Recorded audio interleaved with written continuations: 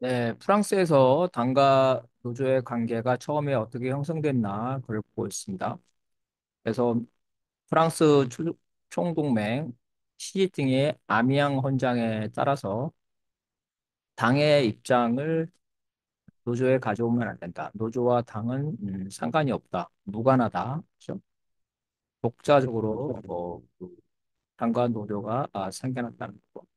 생디칼리즘, 노동조합 중심주의고 총파업으로 세상을 바꾸자. 총파업이 사회주의의 예, 실현 수단이다. 혁명 수단이다. 이렇게 주장을 했다는 거죠. 그래서 실제로 총파업을 했는데 경찰과 군대의 진압으로 총파업이 무산된 이후에 국가 권력이 필요하고 나서 당과 협력하기 시작했다. 즉 프랑스 사회당과 협력하기 시작했다. 이게 이제 프랑스의 무정부주의 노조 중심주의, 이 생디칼리즘이라는 특징이 되게 했습니다. 또한 이제 이러한 무정부주의, 이 노조 중심주의의 특징은 사회주의 사회에서 어, 노조가 노조가 생산과 공유의 단위이고 사회 제조직의 기초다. 이런 거죠. 그래서 노조가 일종의 사회주의 사회에서 권력 기구이다. 뭐 평의회죠. 공장 평의회 이런 것도 이제 비슷한 건데 이 노조라는 것은 사회주의가 되면은 사실은 자본주의 이 노조 개념이 사라지게 되는 거죠. 자본가가 소멸하기 때문에 노조의 성격이 사라지는데 그래서 노조가 사회주의 사회에서는 국가 권력에 참여해서 권력 기구가 되는 건 맞지만 노조가 자기 공장의 생산을 자기 스스로 결정한다. 이거는 아니라고 생각합니다. 예를 들어서 현대자동차와 기아자동차는 한국의 자동차 산업에 막대한 영향을 끼치는데 자동차를 몇 대 생산할 것인지는 국가 전체 계획하고 관련돼 있는 거지. 현대자동차 노조나 기아차 노조가 차 몇 대를 생산할 건지 스스로 판단할 수는 없죠. 물론 같이 모여서 토론을 해야 되지만 국가 전체에서 자동차의 수요를 전제로 해서 그거를 가지고 노조와 중앙 권력이 서로 논의를 해야 되겠죠. 전체 국가 전체 계획이라는 거 역시 마찬가지입니다. 반도체도 마찬가지로 삼성 반도체 노조가 반도체를 얼마나 어떻게 생산할 것인지를 결정한다면 국가 전체 계획과 맞지 않을 수가 있습니다. 그래서 국가 전체가 이 반도체를 어떤 반도체를 얼마만큼 필요한가 이것이 정해지면 그 양을 가지고 삼성에 있는 노조죠. 공장 자치위원회와 서로 협의를 해가면서 정한다는 것.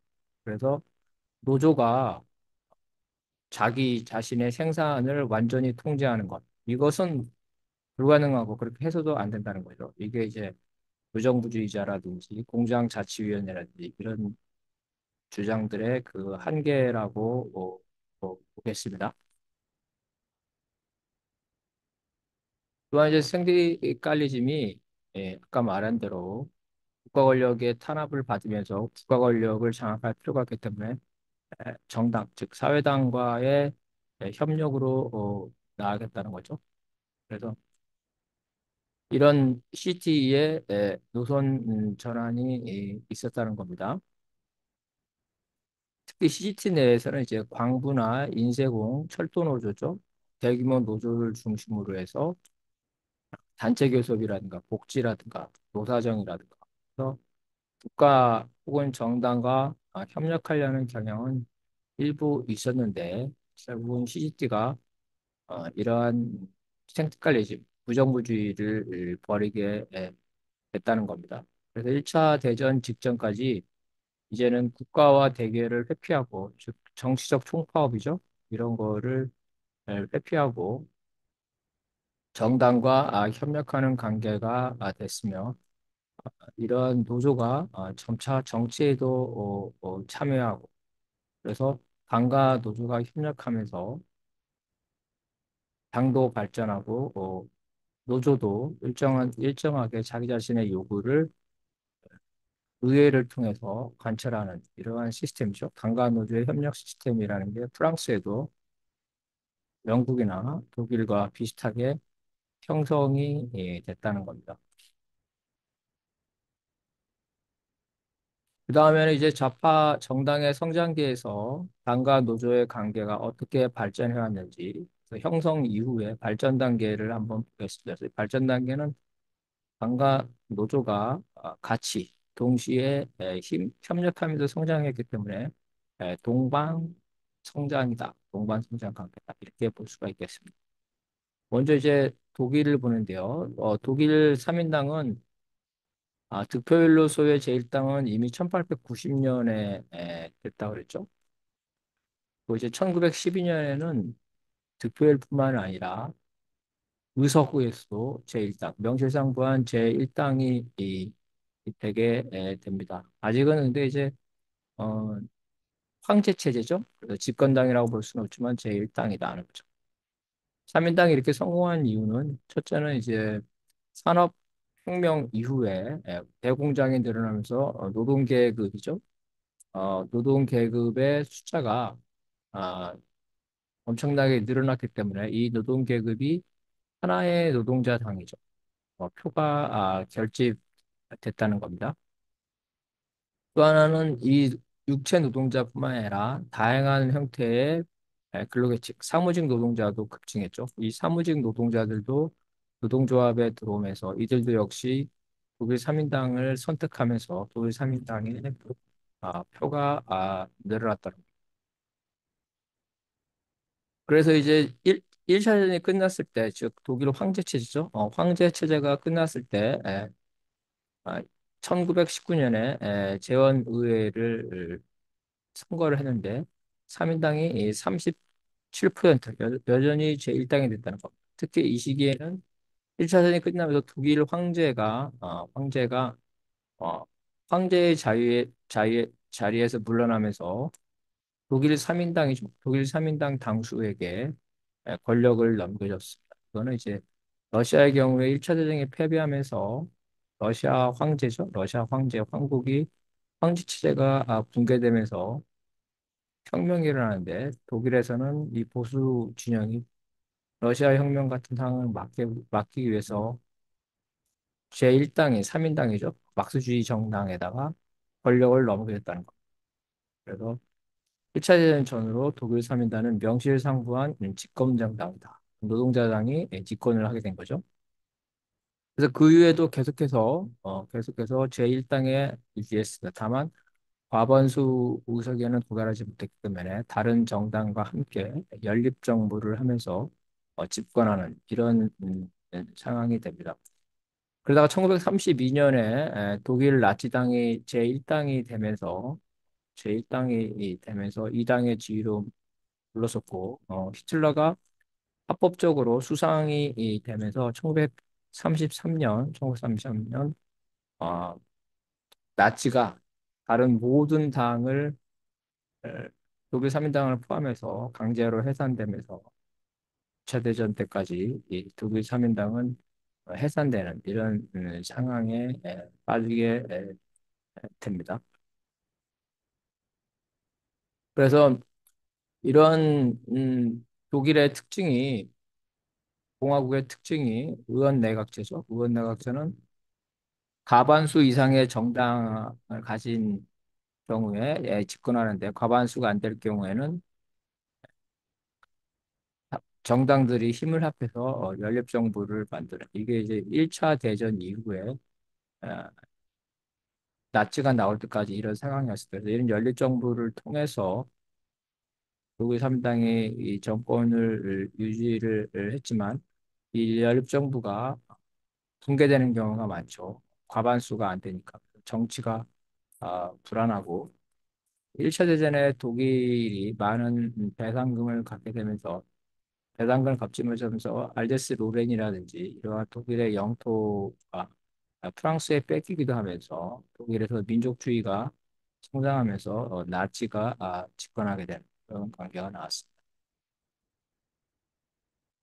1차 대전 말기에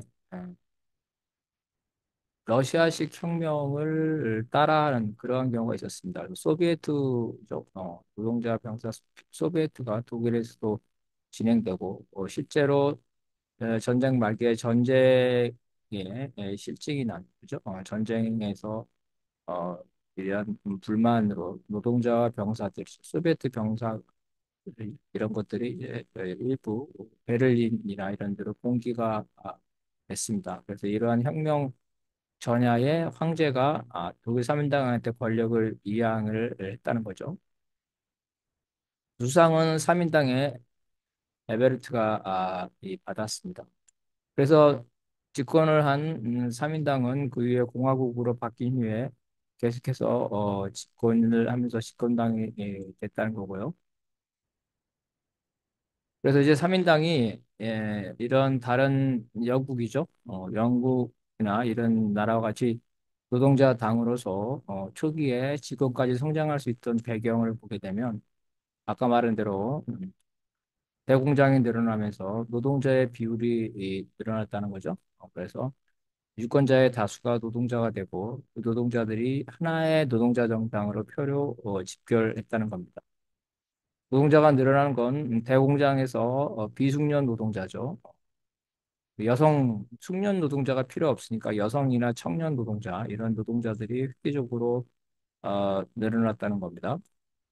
그리고 유사한 노동이죠. 대공장에서는 비슷한 노동을 하면서 계급 의식, 동질 의식이 형성이 되죠. 그래서 이러한 노동계급의 동질화, 노동계급의 단결 이런 것들이 됐고 그래서 이것들이 노동자 정체성이 표로 나타나는 겁니다. 그래서 그 사회의 균열이다. 사회의 균열은 이 계급 균열이고 이 계급 균열이 그대로 정당의 지지도에 반영되는 것. 이렇기 때문에 노동자 다수 투표를 하고 노동자당을 지지하는 이런 결과로 독일 샤민당이 집권했다는 겁니다. 한국도 사실 3,200만 명의 우리 노동자들이 최소 2천만 명, 많게는 뭐 3천만 명 이렇게 되겠는데 이 노동자들이 하나의 정당을 선택한다면 역시 한국에서도 집권을 해야 되겠죠. 그런데 한국에서는 그 양당제로 인해서 노동자당, 과거의 민주농당 같은 당이 성장할 수가 없었습니다. 그리고 노동자가 정치 세력화하는 것을 다 막아놓고 있습니다. 또한 이러한 노동자들이 이 자본주의 이데올로기에 오염되고 있죠. 텔레비전, 영화, 스포츠, 학교 이런 데서 빨갱이다. 노동자가 권력을 잡는다는 거는 한국에서 그런 의식화 교육이죠. 이데올로기 교육은 진행되고 있지 않습니다. 노동자들이 노동자당을 찍지 않는 이런 상황이 한국에서는 벌어지고 있다는 겁니다. 독일 3인당의 이러한 집권 과정에서 사회주의를 선언하고 있지만 현실에서는 집권을 하게 되면 노동자들이 이 자본주의 국가를 타도하는 게 많은데 오히려 타도의 대상이 아니라 자본주의의 문제점을 해결해서 수정해서 국민 다수의 지지를 받으려는 그러한 개혁입니다. 개혁. 삼인주의 노선이죠. 삼인주의는 사회주의의 일종이 아니라 자본주의의 일종입니다. 자본주의를 잘 고쳐 쓰겠다. 복지국가 모델이 이 삼인주의라고 보겠습니다. 그래서 선거를 통한 합법적인 집권을 하다 보니까 득표율을 많이 받아야 되니까 국민 다수의 지지를 받아야 되기 때문에 국가를 잘 운영해야 된다. 즉 자본주의 국가를 잘 운영해서 좋은 자본주의를 만들어야 된다. 이런 입장으로 빠지게 됐다는 겁니다. 그래서 노동자당이 이 집권을 하게 되면은 예를 들어서 정말 사회주의를 실현하게 된다면은 한국에서 예를 들어서 노동당이 집권해서 사회주의를 실현하면 그 결과가 어떻겠습니까? 국유화를 하겠죠. 국유화를 하고 그리고 해외 자본이죠. 해외 자본을 추방하겠죠. 그럼 해외에서 보복을 하겠죠. 그래서 경제가 혼란돼서 물가가 폭등하고 경제율이 떨어지는 이러한 혼란 시기가 오게 됩니다. 그래서 자본주의를 잘 운영하려 한다면 혼란 시기가 안 오지만 자본주의를 타도해서 사회주의를 하려면 이 혼란 시기가 오죠. 혼란 시기. 이 혼란 시기를 국민들이 참아야 되는데 참지가 않죠. 그래서 다음 선거에서는 이 혼란을 일으킨 사회주의 대신에 자본주의당을 선택하게 되는. 이게 합법적인 선거혁명의 그 한계입니다. 선거혁명의 한계. 그래서 노동자당이 집권하면 자본주의를 타도하는 것이 아니라 자본주의의 문제점을 치유해서 다음에 또 집권하려고 들어. 이러한 문제가 생기게 되는 겁니다. 그래서 원래 자본주의 사회에서 사회주의 정당의 집권해서 자본주의를 타도하는 정책이 일어나면 대혼란이 일어나는데 이러한 혼란의 시기에는 일정 부분 선거를 하게 되면 정권이 돼서 사회주의 정당이 표를 잃기 때문에 그래서 이러한 선거 중단하기 위한 일종의 쿠데타 독재가 필요한 거죠. 혼란기. 그래야 되는데 자본주의 사회에서 선거로 집권한 정당이 이러한 쿠데타 독재를 할 수가 없겠죠. 이런 문제점이 있다. 그래서 선거를 통해서 급진적인 사회주의 혁명을 하는 것은 사실상 불가능하게 된다. 이런 문제가 된 거죠. 그래서 자본주의 사회에서 사회주의 정당이 이 선거로 집권했을 경우에는 사회주의 정책을 일부 실현하는데 이 사회가 크다는 혼란이 오지 않을 정도의 어떤 모범적인 사회주의 정책을 추진할 필요가 있습니다. 그리고 나서 이러한 사회 정책을 추진해서 자본주의로부터 비판을 받고 투표에서 선거에서 질 수도 있죠. 왜냐하면 사회 정책이 어떤 효과를 내기 전에 혼란을 가져올 수 있으니까. 그렇다 하더라도 모범적인 이 사회주의 정책을 추진을 하고 다음 선거에서 패배를 하더라도 일단 모범적인 사회 정책을 추진한 이후에 그러한 것들이 에, 장기적으로 어떤 효과를 냈을 때 다시 재집권을 바라는. 그래서 선거를 집권한 사회정당의 목적은 재집권을 목적으로 하는 게 아니라 다음에 집권을 못하더라도 어떤 모범적인 사회 정책을 점진적으로 추진하는 것 이런 거죠. 이러한 역할을 할 필요가 있다는 겁니다. 바로 그래서 이제 그런 것들이 어떤 그 노동자의 인권을 보호하거나 복지 모델이거나 아니면 주요 산업의 국유화 정책이라든가 이런 것들이 할 수가 있다는 겁니다. 선거로만 하는 혁명이 이래서 어렵다는 겁니다.